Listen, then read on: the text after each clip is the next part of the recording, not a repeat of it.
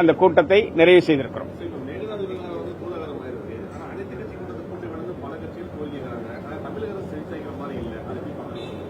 மேகதாது குறித்து கர்நாடக அரசு கூட்டிய கூட்டம் தோல்வியில் முடிந்திருக்கிறது.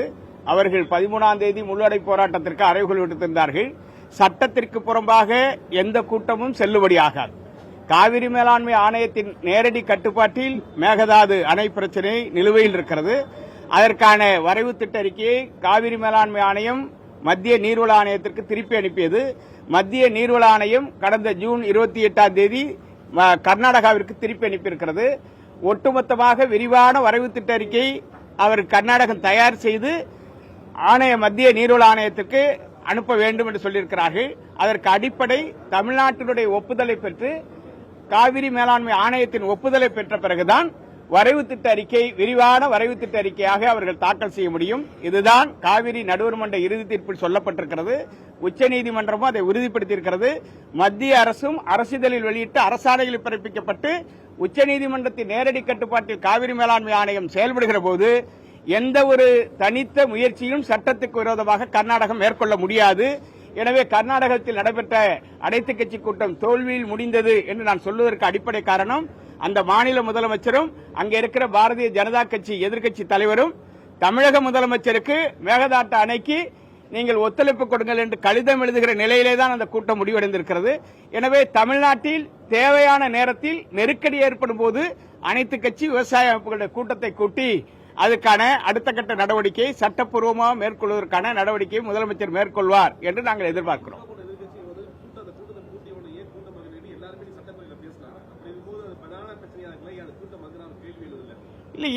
இன்றைய கூட்டத்தை கூட்டி கர்நாடகம் நமக்கு எதிரான நடவடிக்கையில் தீவிரமாக களமிறங்கினால்தான் கர்நாடக அரசுக்கு எதிரான தீர்மானத்தை நாம் முன்மொழிய முடியும். ஆகவே கர்நாடகம் சட்டப்படி தமிழகம் காவிரி பிரச்சனை அணுகுகிற போது அனைத்து கட்சி கூட்டம் என்கிற பெயரால் கர்நாடகம் எந்த முடிவும் எடுக்காமல் இருக்கிற நிலையில் தமிழ்நாடு அனைத்து கட்சி கூட்டத்தை நடத்தி எந்த முடிவு எடுக்க முடியும்? இன்றைக்கு இருக்கிற நிலையில் அங்கே உபரி நீர் வருகிறது. உபரி நீரை திறந்து விட்டிருக்கிறார்கள். அணைக்கு கிட்டத்தட்ட 30,000 கனஅடி வீதம் இன்றைக்கு தண்ணீர் விடுவிக்கப்படுகிறது. மழை தீவிரமடைந்திருக்கிறது. கேரளாவில் பெய்கிற மழை கபினி அணை மூலமாக தமிழகம் நோக்கி வந்து கொண்டிருக்கிறது. அதை தடுக்க முடியாது என்பதையும் அங்கே போராட்ட அறிவிப்பையும் திரும்ப பெற வேண்டும் என்று அனைத்து கட்சி கூட்டத்தை கூட்டி வைத்து அவர்கள் திரும்ப பெற வலியுறுத்தி இருக்கிறார்கள். இந்த நிலையில் தமிழ்நாட்டில் ஒரு அனைத்து கட்சி கூட்டத்தை கூட்டினால் என்ன முடிவு எடுப்பது? இந்த கேள்வி வரும்ல. சட்டப்படி மட்டும்தான் காவிரி பிரச்சனை அணுக முடியும். அதுதான் தமிழ்நாட்டு நலனுக்கு நல்லது. சட்டத்துக்கு புறம்பா அனைத்து கட்சிகளையும் கூட்டி வச்சு அரசியல் ஒரு முடிவை எடுக்கிறோம் என்று சொன்னால் அதை யாரிடம் கொடுப்பது?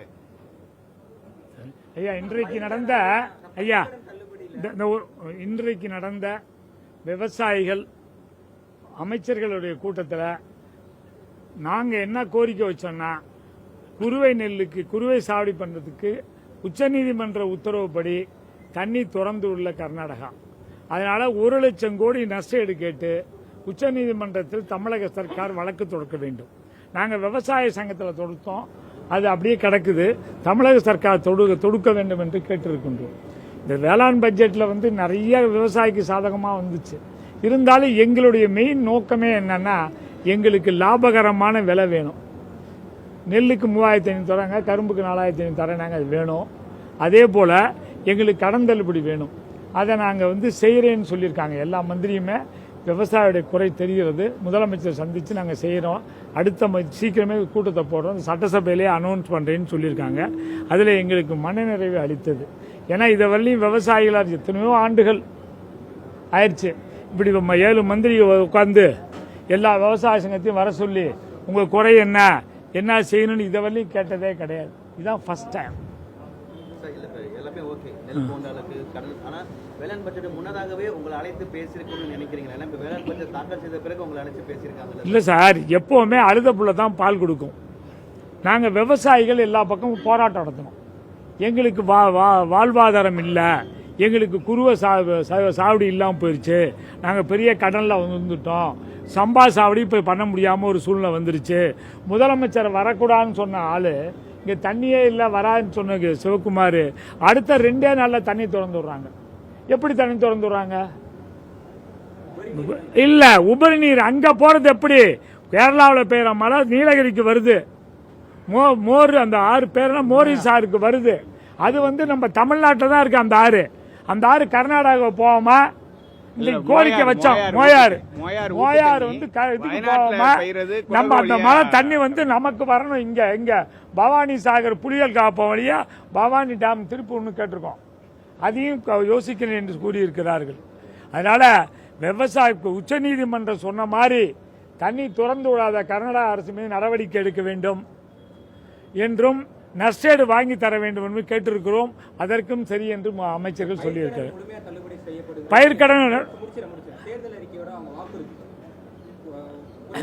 பயிர்க்கடன் தள்ளுபடி நிறைய விதிகளுக்கு தள்ளுபடி பண்ணாங்க. அதற்கு எது காரணங்கள் சொன்னாங்களா? பயிர்க்கடன் ஆமா சொன்னாங்க. என்ன சொன்னாங்கன்னா, அரசாங்கத்துக்கிட்ட இப்போ வந்து நிதிநிலை சரியில்லை, எங்ககிட்ட நிதியில் இல்லாதனால நாங்கள் கண்டிப்பாக விவசாயி கஷ்டப்படாமல் ஓரளவு கடன் தள்ளி பண்ணுறோம். அதே போல் சொசைட்டி எல்லாம் வந்து விவசாயியை தொந்தரவு பண்ண மாட்டாங்க, கடன் கட்டுன்னு சொல்லி பிரச்சனை பண்ண மாட்டாங்க. நான் வந்து ஜப்தி பண்ண வராங்கன்னா தலைவர் ஐயா PR பாண்டியன் சொன்னார், இல்லை எங்களை தொந்தரவு பண்ணாமல் இருந்தால் போதும் அப்படின்னு சொல்லியிருக்காரு.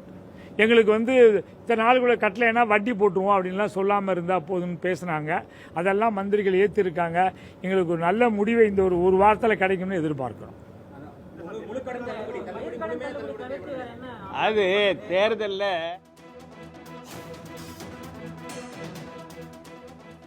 விவசாய சங்கத்தினர் கூட்டாக செய்தியாளர்களை சந்தித்து காவிரி விவகாரம் தொடர்பாக பேட்டியளித்த அந்த காட்சிகளை பார்த்தோம்.